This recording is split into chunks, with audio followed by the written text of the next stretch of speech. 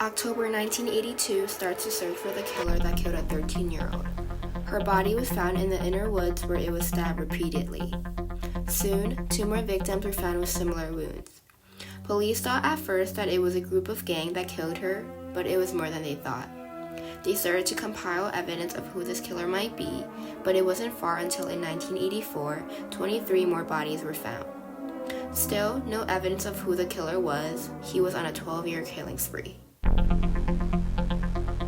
Andrei Chikatilo was born on October 16, 1936, in a Ukrainian village.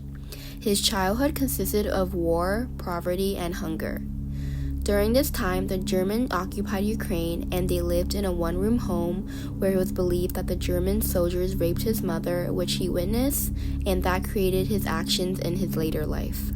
As a teenager, he was attracted to girls, but he slowly realized that he didn't fit in with the group.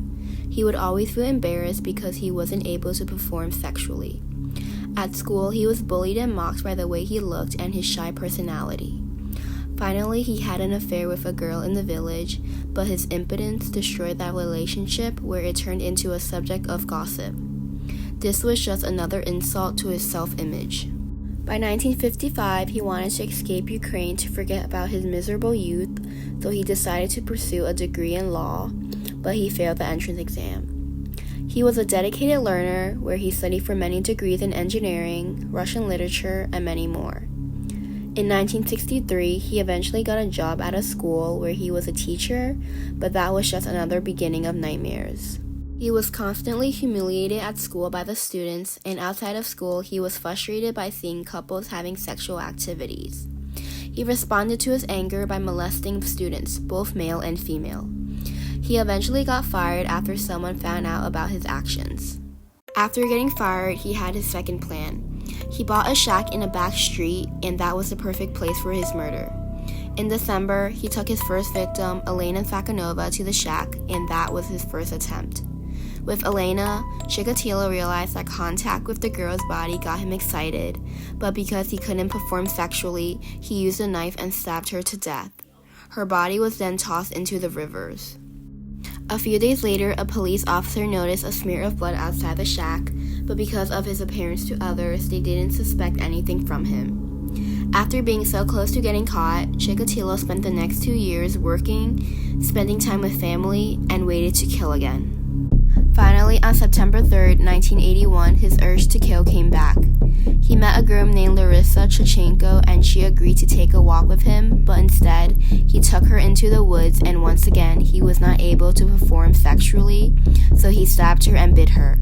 This murder was the frustration that built up over the years. Over the next 4 years, Chikatilo has killed 23 people. With no evidence of who the killer could be, the Rostov police started to question everyone that looked suspicious. Finally, on September 16th, in a train station, Chikatilo was seen trying to lure a girl.